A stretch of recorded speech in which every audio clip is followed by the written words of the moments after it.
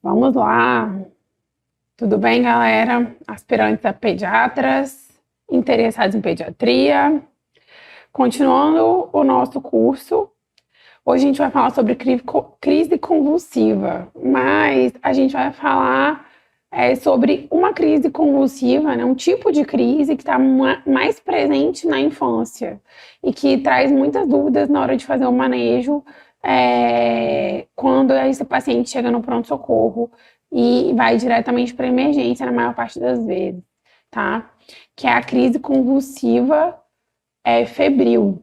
E a gente vai falar especialmente do manejo dessa crise convulsiva, tá? E algumas características que a gente precisa considerar quando a gente pensa no manejo, quando a gente pensa em orientação dos pais após essa crise chegar no nosso pronto-socorro, tá bom? Então, primeiro, a gente vai definir a crise convulsiva febril, né? Essa é a definição da Sociedade Americana de Pediatria. Então, é uma convulsão acompanhada da febre, sem infecção do sistema nervoso central. Tá? A febre a gente considera, eles colocam nessa definição acima de 38 graus Celsius, mas é uma definição um pouco antiga.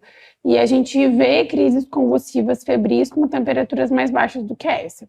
Então, eu não vou colocar essa parte da definição. Estima-se que ocorre em aproximadamente 2 a 5% das crianças, né? O pico de incidência é aos 18 meses, que é 1 ano e meio mais ou menos, e bebês e crianças de 6 a 60 meses de idade que apresentam esse tipo de crise convulsiva febril. 60 meses de idade são 5 anos de idade. Tá? Então, a gente considera que o mais comum é aparecer em crianças de 6 meses de idade a 5 anos de idade. A gente sabe que existe uma preocupação em relação à febre, inclusive nós falamos disso na aula de febre, né, de febre sem sinais localizatórios, manejo da febre. A gente sabe que existe uma preocupação dos pais relacionada com a febre. E que uma das preocupações grandes dos pais relacionados com a febre é o desenvolvimento da convulsão febril, né? E a síndrome convulsiva febril, a gente já viu lá atrás, e aí eu vou repetir hoje, que normalmente tem histórico familiar e são convulsões benignas, né? Que tem um tempo autolimitado, com até 5 minutos de duração, e a gente vai agora classificar as convulsões para a gente ver o que a gente vai fazer a partir da classificação de cada uma. Então, a classificação da convulsão, não só, né, as convulsões febris, como convulsões, né, de forma geral, a classificação, a gente classifica em convulsões simples e convulsões complexas, tá? As convulsões simples, elas são tônico-clônicas generalizadas primárias, tem uma duração inferior a 15 minutos e tem um período pós-ictal geralmente breve, né? Então, a criança que chega com 38,5 no pronto-socorro, que já convulsionou, geralmente chega depois da convulsão, ou está esperando para ser atendida no pronto-socorro com um quadro de febre, convulsiona no pronto-socorro, e aí ela é levada diretamente à emergência. Todos os quadros de convulsão a gente atende na emergência, tá? E as equipes de enfermagem são geralmente bem treinadas em relação a isso.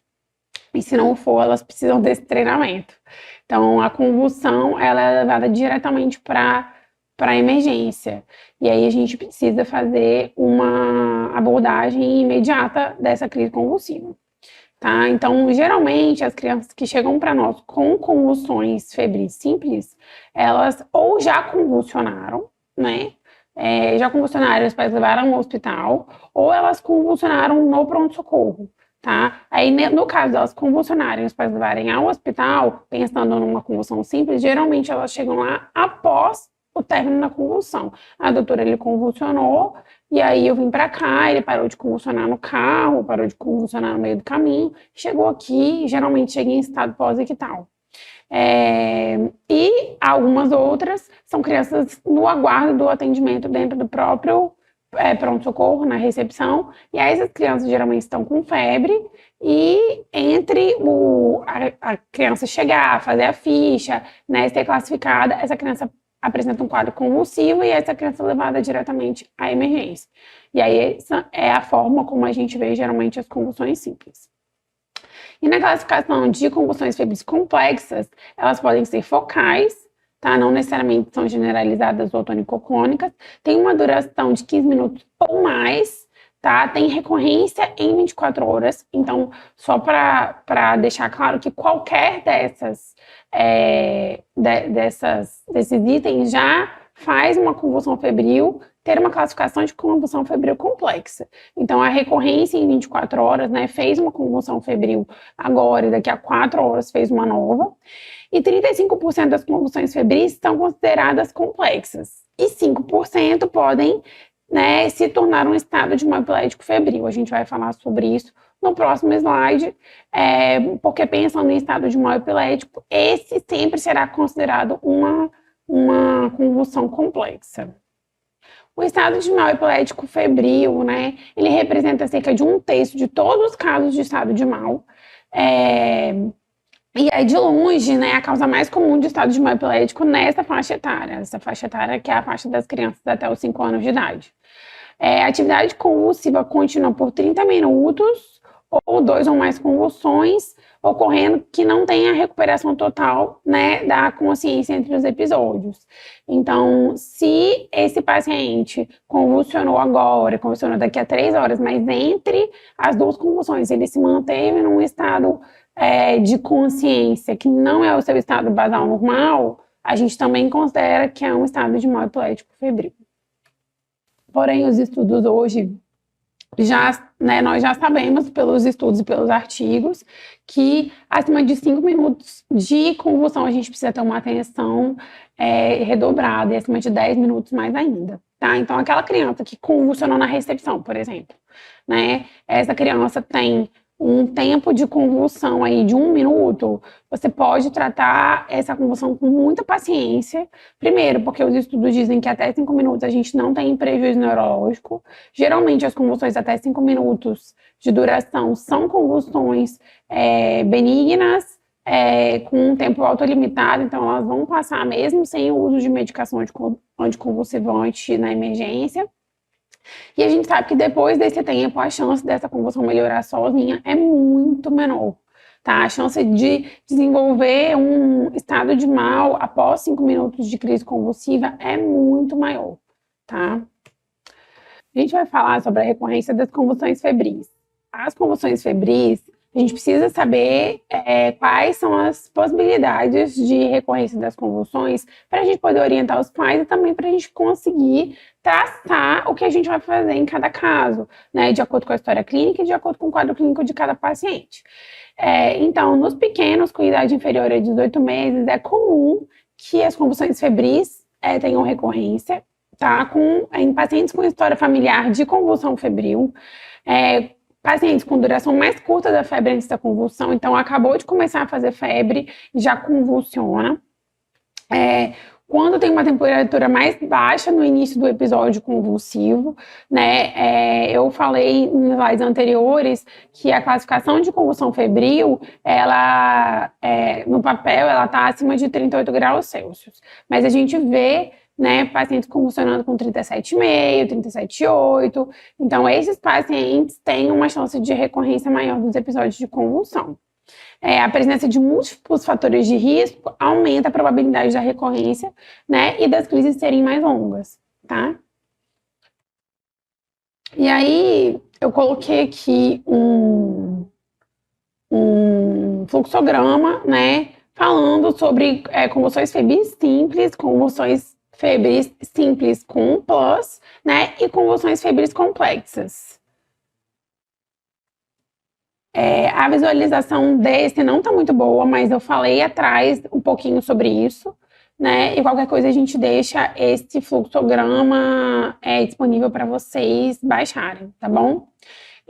Porque esse foi o melhor que eu encontrei, então eu acabei usando esse mesmo. Então, pensando em convulsões febris simples, a gente pensa em convulsões generalizadas, né, tônico-clônicas, com uma duração menor do que 10 minutos, né, e com uma única crise convulsiva durante o episódio febril. As convulsões simples com pós tem mais, né, de uma convulsão dentro de 24 horas, porém tem o exame neurológico normal, tá? A criança retorna aí ao seu estado mental normal, né, ao seu estado neurológico basal. Lembrando que o estado neurológico normal de cada criança tem que ser visto como estado basal também, que inúmeras crianças acamadas, né, que têm anóxia neonatal, que têm alguma condição neurológica, tem também associado quadros de crise convulsiva e de crise convulsiva febril. Então, a gente precisa entender qual que é o basal daquela criança, tá? Nesses 2 casos que são de síndrome convulsiva febril simples, a gente não precisa de investigação, de grandes investigações em relação a essas crises convulsivas, tá? Agora, em crises convulsivas complexas, né, que são convulsões com um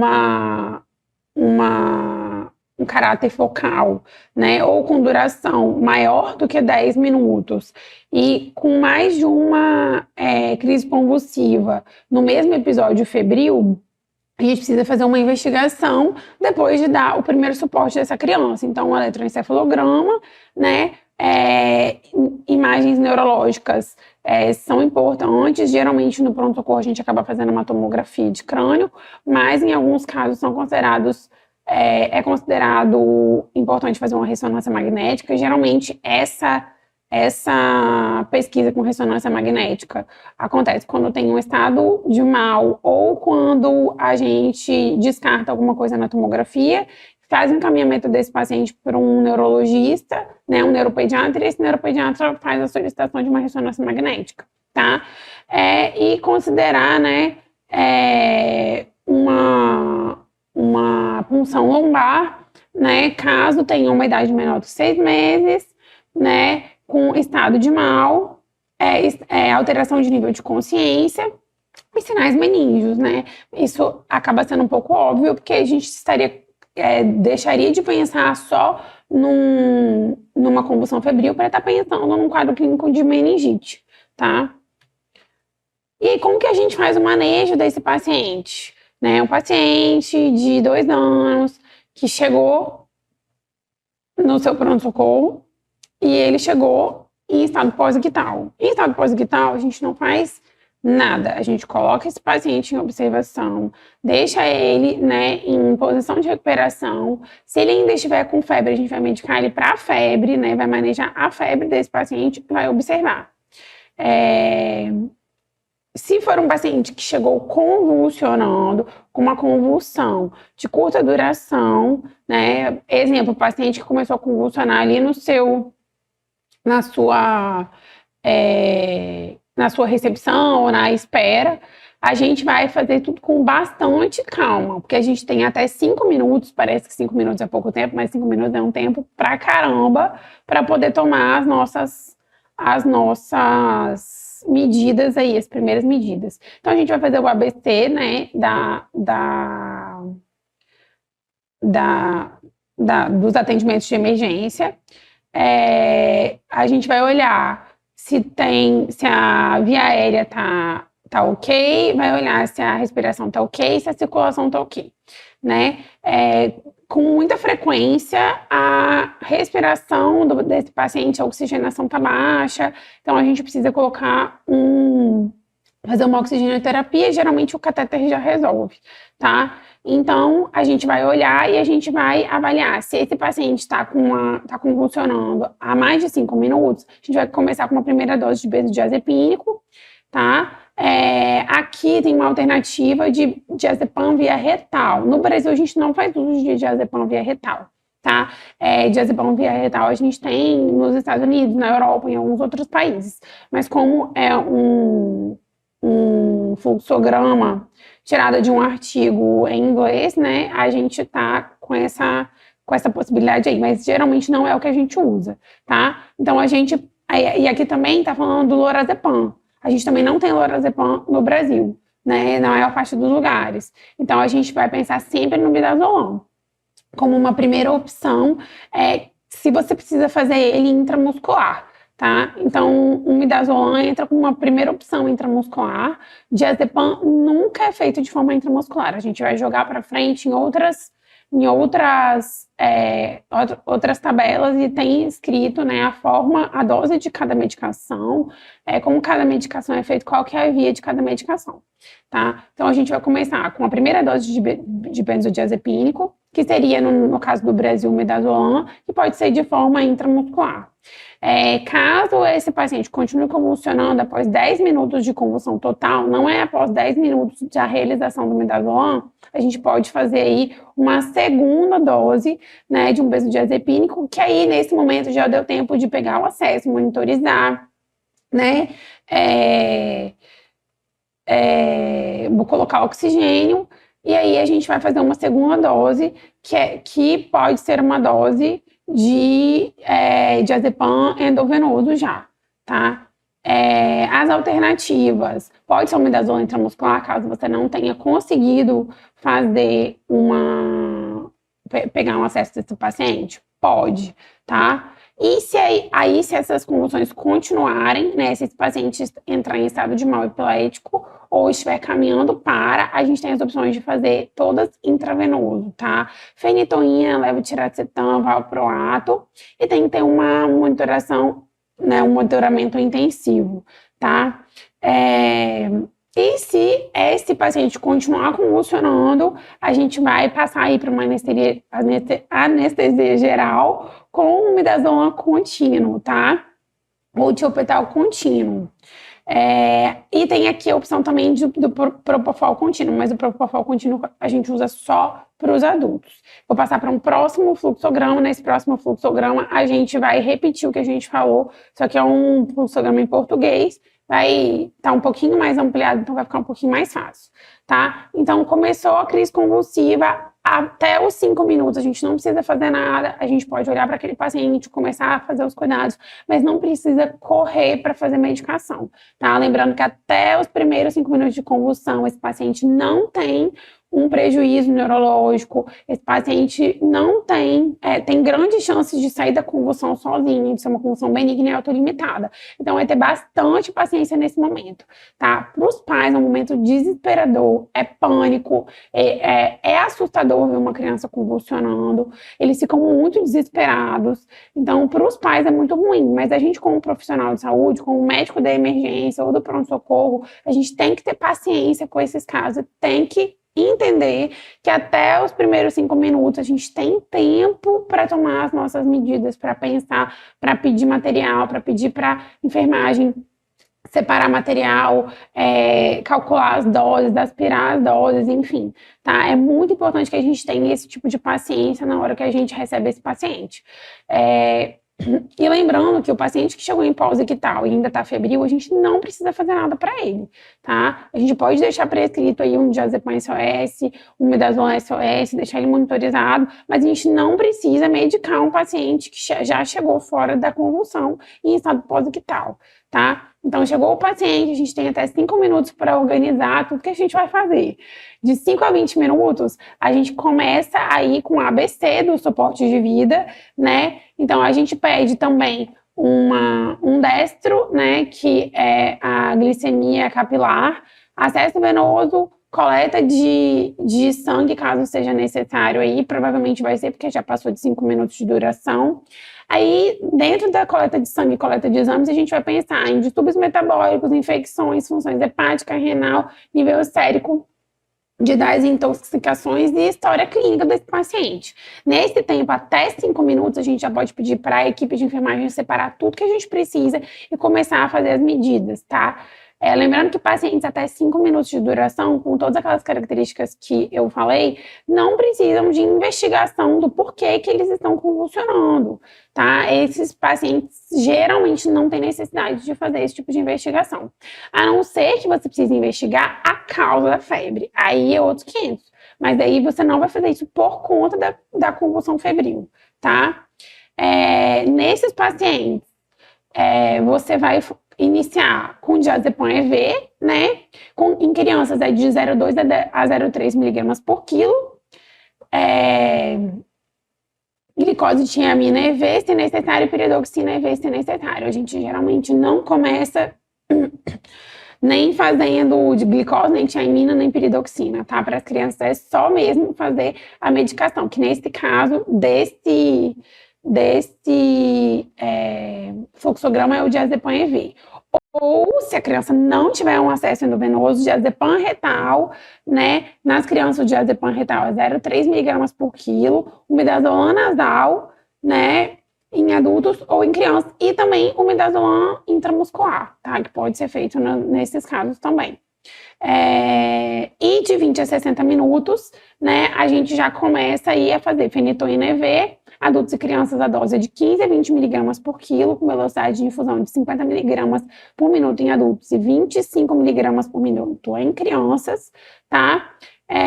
A gente vai sempre pensar nas crianças aqui nessa aula, então eu nem vou ficar falando muito dos adultos para não bagunçar a cabeça de vocês.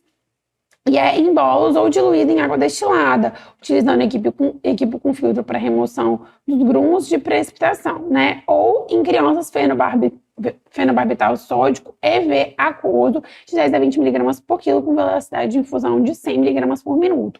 Então, nas crianças, a gente vai sempre pensar em fenitoína EV ou fenobarbital sódico EV, tá? A fenitoína numa velocidade de infusão de 25 miligramas por minuto, com uma dose de 15 a 20 miligramas por quilo, e o fenobarbital sódico de 10 a 20 miligramas por quilo, com velocidade de infusão de 100 miligramas por minuto. Se você for gravar uma dose, é bom você gravar a dose de 20 miligramas por quilo, que serve tanto para fenitoína quanto para o fenobarbital, tá? E aí, nesse caso, com uma convulsão aí de 20 a 60 minutos, essa criança já está em franco estado de mal epilético febril, aí você vai solicitar uma porrada de exame para a gente poder fazer. Então, eletrocardiograma, colocar PA, oxigenar essa criança, se ela já não estiver necessitando de oxigenação antes, né, identificar as complicações, monitorar função cardiorrespiratória. Essas crianças com certeza ganharão uma tomografia de crânio, líquor se for necessário, e eletroencefalograma. O eletroencefalograma geralmente a gente faz a nível ambulatorial, depois que essa criança já estabilizou, tá? E o líquor, geralmente em crianças que entram em estado de mal, a gente acaba fazendo a coleta, ou crianças que não estão em estado de mal, mas apresentam aí sintomas que a gente pense em uma doença, uma meningite, né? E aí, continuando o nosso fluxograma, que esse aqui é a continuação do slide anterior, se a gente tiver uma persistência das crises, considerar um estado de mal refratário, tá? Então, midazolam EV, pensando nas crianças, é 0,15 miligramas por quilo, infusão contínua, tá? De 0,5 a 2 miligramas por quilo hora. Titular a dose com eletroencefalograma, né? Mas isso aí não é a gente que vai fazer pensando aí lá no pronto-socorro. Isso aí geralmente acontece lá na UTI, né? Com outra pessoa já manejando essa criança, tá? E essas crianças que passam de 20 a 60 minutos de crise convulsiva, a gente vai com certeza indicar uma UTI, né? Essa criança vai para a UTIP, e lá na UTIP eles vão tomar as providências necessárias. Eu não vou ficar aqui focando no que o pessoal lá da UTIP vai fazer com essa criança, né? Da unidade de terapia intensiva pediátrica vai fazer, porque não é o foco da nossa aula.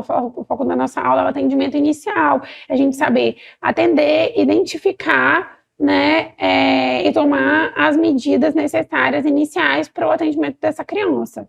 E saber orientar os pais na alta também, né, caso seja uma crise convulsiva febril simples, a gente vai esperar essa criança melhorar ali na recuperação e vai dar alta para essa criança e orientar os pais em relação ao que deve ser feito a partir daí, tá? E aí eu passei para algumas tabelas que eu encontrei que eu achei muito interessantes, né? Então essas são algumas formulações de benzodiazepínico e as suas doses, tá? Então o diazepam EV, né? Sempre EV, tá, gente? A via do diazepam é sempre endovenosa. Nas crianças, a dose é de 0,1 a 0,3 miligramas por quilo. Eu acabo pessoalmente usando sempre 0,2, tá? Nos adultos, a dose é 10 miligramas. Então, pensando numa criança grande, a dose dessa criança máxima sempre será 10 miligramas, tá? O lorazepam de 0,05 a 0,1, mas a gente não tem lorazepam muito disponível, tá? O midazolam na dose de 15 miligramas por 3 ml, então são 5 miligramas por ml. É 0,1 a 0,2 miligramas por quilo. Esse pode ser feito intramuscular, tá? Tem outros formatos aí do midazolam, mas a dose do midazolam sempre vai ser a mesma. Tanto IM quanto EV. A gente tem uma dose um pouquinho maior para ser feita, mas eu acho que deixando gravado, deixando lá no nosso caderninho, uma das doses já está de bom tamanho, tá? Não tem necessidade da gente deixar a dose de um, dose de outro. Então, eu gosto de gravar a dose meio termo, 0,2 miligramas quilo, por exemplo, tá? E aqui, né, tem aí as formulações e as doses propostas, né, tanto IM quanto EV, tá? Tanto em crianças quanto adultos. Eu vou focar nas crianças mais uma vez, tá? O diazepam pode ser feito de forma retal, então 0,5 miligramas por quilo, tá? Aí tem as doses aí para menores de 2 anos, entre 2 e 5 anos e maiores de 5 anos, mas não é uma prática que a gente usa com frequência, tá? O lorazepam a gente também não usa com frequência, e o importante é a gente saber do midazolam nesse caso, né? Que pode ser de forma intramuscular ou inalatória, e aí 0,2 a 0,5 miligramas por quilo, tá? E aí tem as doses de acordo com cada idade. Aqui é uma medicação para tratar o estado de mal epilético, né? Então, como que a gente pode fazer essas medicações que estão aqui? Então, as medicações de primeira linha, sempre midazolam e diazepam. Fora do Brasil tem o lorazepam também, mas com as doses aí para cada idade e cada via de administração. Então, repetindo, né? O diazepam de 0,2 a 0,3, e o midazolam EV de 0,05 a 0,1 miligrama por quilo, IM 0,1 a 0,2 e inalatório de 0,2 a 0,3, tá? Bucal a gente usa muito pouco, 0,15 a 0,3. E tem as drogas de segunda linha. Eu tô deixando disponível as drogas de segunda linha, mas a gente praticamente não usa, tá?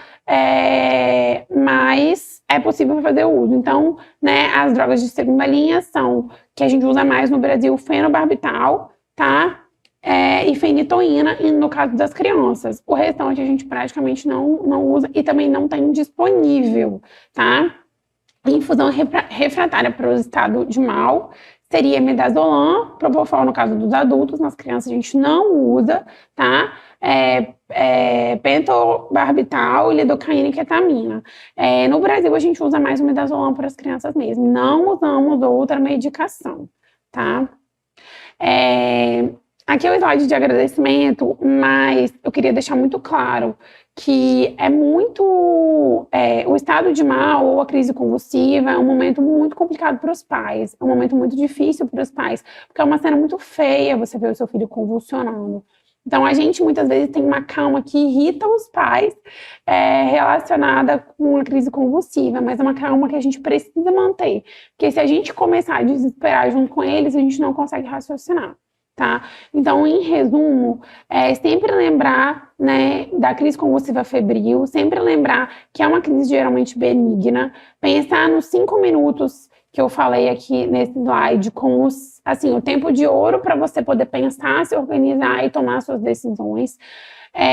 Lembretes muito importantes, que o diazepam nunca pode ser feito de forma intramuscular, porque ele tem uma absorção errática de forma intramuscular. O midazolam sempre é a droga de primeira escolha, caso a gente faça intramuscular, e a gente tem um tempo aí de 5 minutos com aquele paciente que começou a convulsionar na nossa cara, né, ali na nossa frente, de galgar aí, colocar na sala de emergência, monitorizar, pedir para a enfermagem pegar o acesso, conversar com os pais, preparar as medicações, né, deixar as dosagens de medicação preparadas. Então, uma dosagem de midazolam, uma dosagem de diazepam, se não tiver midazolam, né, 2 dosagens de diazepam, e caso também esse paciente já tenha um acesso venoso garantido. Então, assim, pensar sempre no caminho que a gente vai percorrer a partir do momento que essa criança chega, tá? E lembrar que em casos de investigação, a gente só vai investigar crianças que ou tenham entrado em estado de mal ou tenham sinais de infecção meníngea. Tirando isso, a gente não vai fazer investigação de crise convulsiva febril, tá bom? A não ser que a gente queira investigar também a causa, né, da febre, que geralmente é o que a gente faz, pensando até no desespero dos pais aí, né, para tranquilizar os pais em relação a essa crise convulsiva. Essa aula é uma aula que eu julgo muito importante, então revejam essa aula, assistam ela novamente. Eu vou deixar materiais para vocês baixarem aqui, tá? E eu vou deixar também anexado vídeos aí de crises convulsivas generalizadas e crises convulsivas focais, que eu acho importante que vocês saibam identificar. E lembrando também que muitos pacientes que têm que não tem um estado basal neurológico normal, né, que tem um estado basal neurológico alterado, crianças acamadas, etc., que esses pacientes têm crises convulsivas que muitas vezes as mães identificam melhor do que nós, tá? Que elas já estão acostumadas com a crise convulsiva de cada uma dessas crianças. Então, também confiar no que a mãe está dizendo para você em relação a essas crianças. Vou deixar tudo aqui abaixo, deixem as dúvidas de vocês, e estamos à disposição.